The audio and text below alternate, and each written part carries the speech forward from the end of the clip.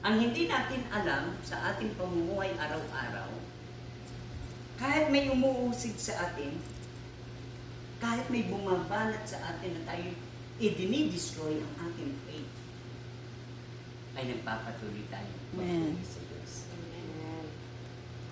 Sapagkat tayo ay may dakilang bagay na nakalaan ng Diyos para sa atin.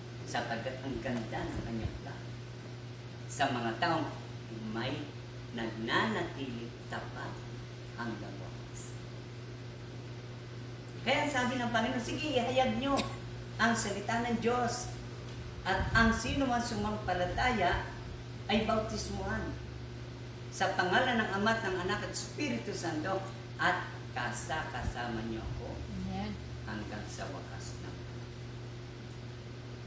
Ibig sabihin, hindi man tayo nabautismuhan ng personal ating kapwa, kahit tayo binautismuhan na, ang bautismo ng Panginoon ay fire, Holy Spirit. Yun ay apoy. Na makikita nyo sa Transfiguration na nagpunta sa bundok ang Panginoong Hesus, lumitaw si Moises at si Elias. At sila ay nagbagong anyo.